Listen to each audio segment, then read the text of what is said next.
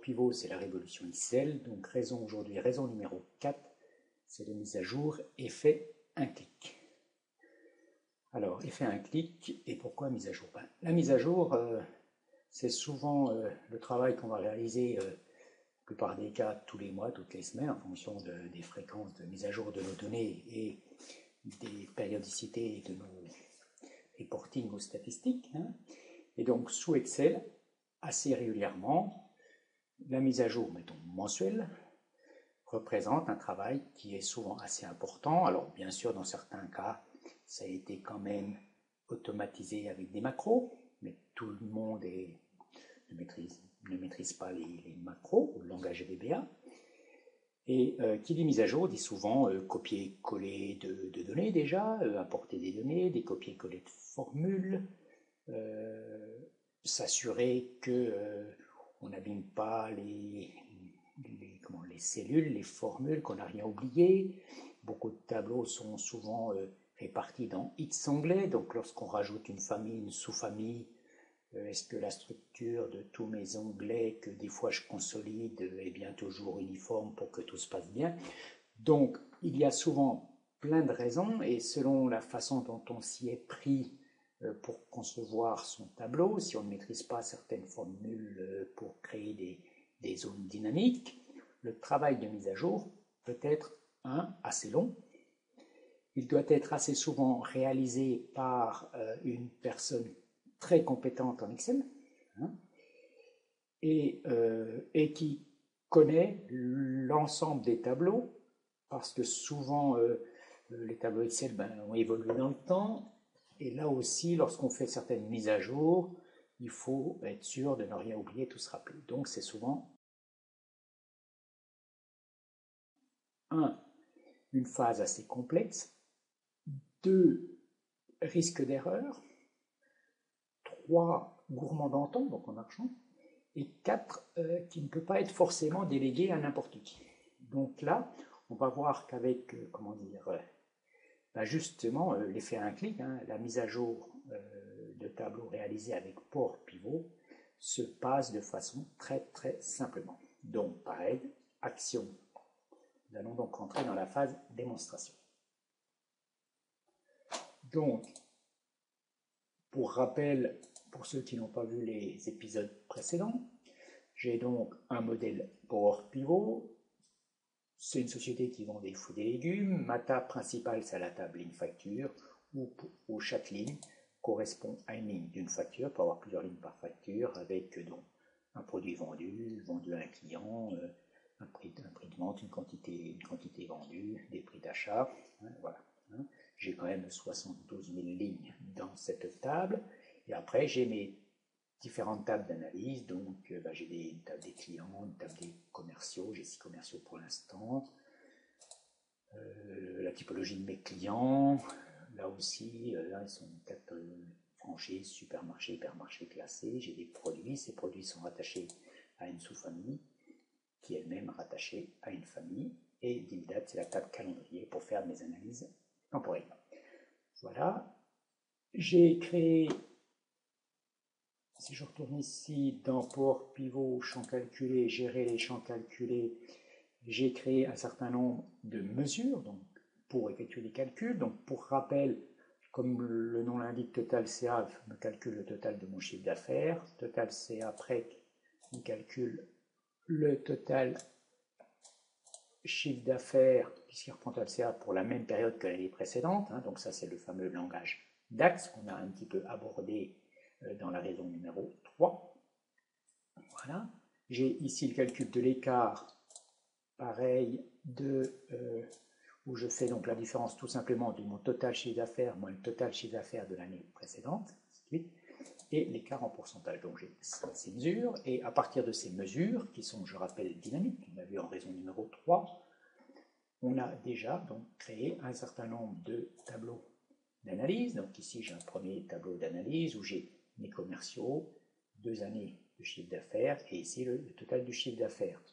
Dans le tableau qui est à côté, j'ai pareil le chiffre d'affaires. Là par contre j'ai les sous-familles avec à l'intérieur les produits appartenant à la sous-famille. Donc deux tableaux. Là j'ai un autre tableau où là ce coup-ci j'ai mon total chiffre d'affaires de l'année précédente, l'écart et l'écart en pourcentage. Ces deux tableaux étant pilotés par des segments.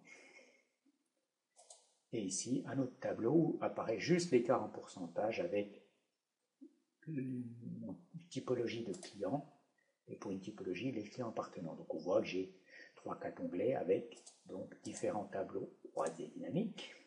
Je vais par exemple là, pourquoi pas, ajouter, on va dire ici, un graphique. Donc je vais dans Power Pivot, champ Power Pivot, gérer,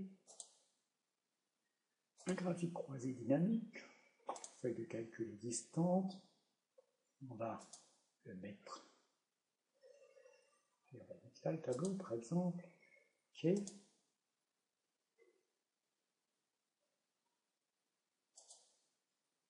Voilà. Et donc, je vais faire par exemple par type de client, on va mettre évolution, donc ligne facture, je veux mon total chiffre d'affaires de l'année précédente, mon total CA, et je le veux par famille.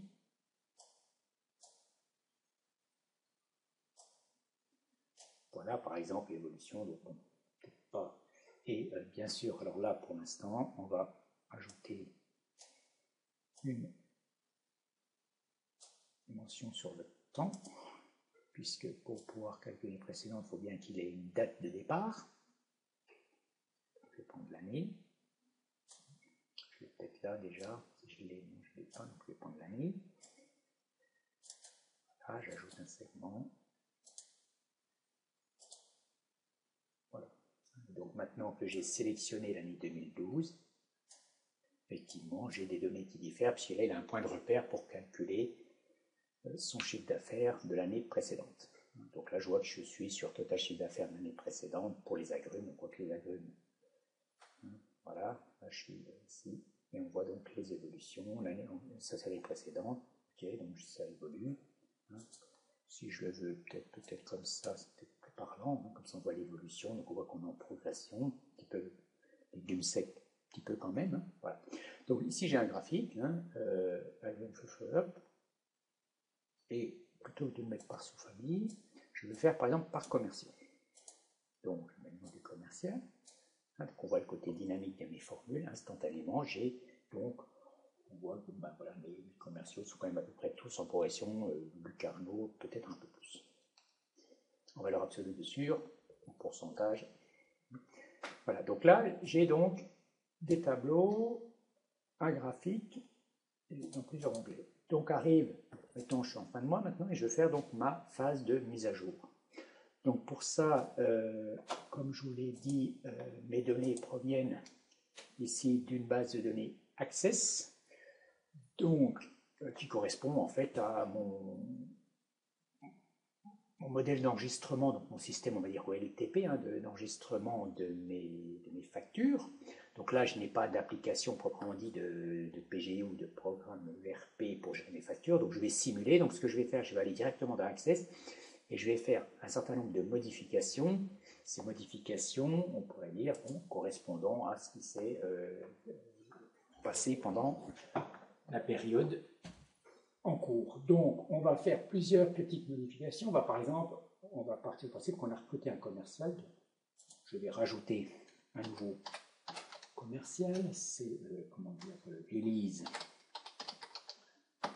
SUA. Donc, voilà. Donc, et elle a le code IC7. Donc, je vais l'associer.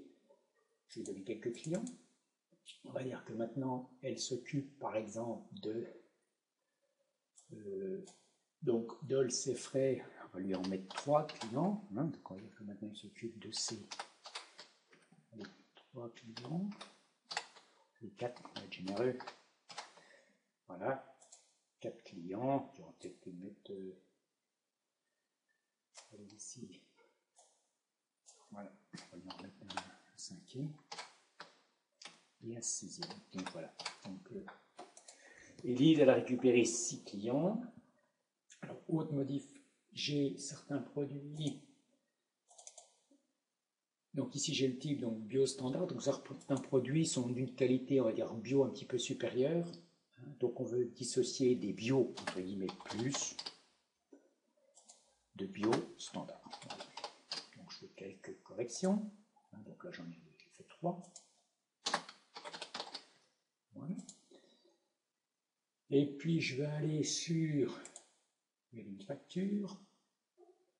Je vais me mettre par exemple là sur l'abricot. Et je vais, comment on va considérer que je suis toujours sur produit, que sur, donc là, voilà, donc c'est a priori d'après la référence, c'est l'ail, ici. Donc une facture de janvier 2012, on va dire qu'au lieu d'en avoir vendu 6, j'ai vendu 120. Et que le prix de vente, au lieu d'être 2,03, il était de 3. Et inversement, on va prendre, là j'en ai vendu donc de la carotte sur toujours la même facture, j'en ai vendu seulement une, mais éventuellement à un prix de 100. Voilà, donc quelques modifications. Donc là j'ai fait 3 modifications de mes données, donc on imagine, voilà. Donc ça c'est mon enregistrement de facture, donc les différentes personnes qui, depuis le RP, saisissent des factures, et automatiquement ça vient modifier ma base sous-jacente. Donc moi, en tant qu'analyste, fin de mois, voilà, on me demande de ressortir les nouvelles statistiques. Donc, je vais dans mon tableau Excel, donc je l'ouvre, et comme je sais que les données ont changé, je dis, bah, tiens, je vais faire ma mise à jour. Donc quand je dis effet mise à jour, un clic, qu'est-ce que j'ai à faire? Je vais dans Power Pivot, gérer, et là j'ai actualisé, et surtout actualiser tout. Donc je clique sur actualiser tout. Là, automatiquement, Power Pivot va réimporter l'ensemble des données. Donc, il va prendre en compte les modifications que je viens de faire. Je fais fermer. Et là, automatiquement, si je retourne sur mon tableau, si par exemple je vais sur une feuille où on n'avait peut-être pas mis commerciaux, donc on va aller voir déjà faire apparaître un segment avec ici, voilà, ici, je devrais avoir Élise qui est apparue, donc Élise, que je viens de saisir, est bien apparue, avec du chiffre d'affaires, puisqu'on l'a associé quand même 7 clients, donc j'ai rien eu à faire, ça s'est automatiquement impacté. Qu'est-ce que j'ai fait comme autre modification? J'ai des produits, donc si je fais un segment par exemple ici, pour sélectionner que mes produits bio plus, je peux en avoir 3 ou 4 d'après les modifs que j'ai fait. Donc je vais aller dans produits. J'ai le type qu'on a modifié, donc je sélectionne le type ajouter un segment.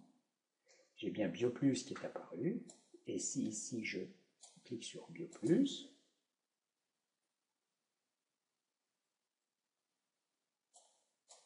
alors il est actif pour ça, puisque c'est celui que j'étais. Et si je veux piloter ce tableau-là, il faut que je dise à mon segment qu'il pilote aussi ce tableau-là. Pour ça, je vais donc dans, j'ai sélectionné mon segment, dans les options, signaler les connexions, et là on voit que j'ai l'ensemble de mes tableaux. Donc si je veux que mon segment ici, type pilote l'ensemble de mes tableaux croisés dynamiques, et éventuellement mon graphique, j'ai juste à sélectionner, je fais OK, et là, ben voilà, il n'y a plus que les 3 produits que j'ai associés à BioPlus qui apparaissent, et le fait de l'avoir sélectionné, ça a aussi impacté, ici vous voyez, on a, comment, on va se mettre 6 par exemple, voilà, j'ai que le melon charentais, puisque en fait dans les fruits frais, si je fais tous les produits, je retrouve bien mes 3, et ici bien sûr quand j'avais le fruit frais sélectionné, j'ai que le melon charentais en termes BioPlus qui est donc apparent. Donc voilà, donc l'effet mise à jour un clic, c'est une fois que j'ai réalisé mes tableaux croisés dynamiques, mes modèles, ainsi de suite, pour la mise à jour, il n'y a qu'à aller dans le modèle Power Pivot et de faire actualiser tout. Ce qui veut dire que 1, on limite le taux d'erreur puisque j'ai plus de copier-coller de formules à ajuster avec des risques. 2, c'est instantané.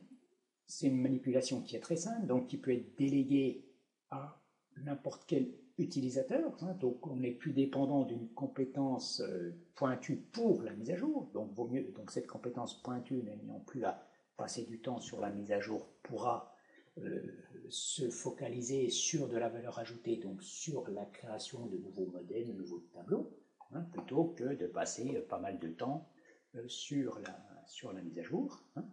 En plus, cette mise à jour, on peut être bien sûr automatisée, donc on peut même éviter ce petit clic, mais c'est quand même pas une grosse aventure. Voilà, donc l'effet mise à jour un clic, c'est vraiment quelque chose d'important. Et l'autre intérêt qu'il peut y avoir, c'est qu'on peut aussi, dans des phases, par exemple dans des phases budgétaires, où il peut y avoir par rapport à nos tableaux un côté, on va dire, simulation. On peut avoir donc certaines tables qui sont là plus à des fins de simulation, des tables de paramètres, hypothèse de croissance, hypothèse de vente, un budget des ventes. Je peux comme ça très facilement faire des allers-retours entre mes différentes hypothèses. Donc j'ai mettons une table budget, je modifie quelques lignes pour voir ce que ça pourrait avoir comme impact. Hop, je modifie ma table, je fais actualiser, elle est importée dans le modèle. Toutes les formules qui en dépendent sont instantanément mises à jour et je peux tout de suite voir l'impact de mon hypothèse. Donc dans des phases de simulation, l'effet un clic lui aussi est très très important. Donc là aussi, pourquoi? Parce qu'on n'est plus dépendant de la forme, on est dans une logique aussi de modélisation, et c'est pour ça qu'on parle de modèle Power Pivot, et l'effet un clic est certainement un des effets les plus importants. Donc c'était la raison numéro 4. Donc voilà pour cette vidéo. Je dirais donc la 5e et dernière raison. Bon, il y a bien d'autres avantages, mais on en a ciblé 5 quand même très importantes. C'est que c'est l'intégration dans Excel, parce qu'effectivement, Power Pivot n'est pas un produit indépendant d'Excel, c'est un add-in, on le voit, je dirais même maintenant, à partir de la version 2013, on pourrait dire quasiment que c'est un menu, une fonctionnalité d'Excel 2013. Et donc, le fait qu'il soit intégré, donc on verra que là aussi, pour un certain nombre de besoins d'analyse, que son intégration est très très intéressante et nous procure aussi là de nombreux avantages qui vont cumuler les avantages que l'on a vus dans les 4 premières raisons de Power Pivot, avec quand même toute la puissance, la souplesse et les possibilités d'Excel 2013. Donc je vous remercie et à bientôt.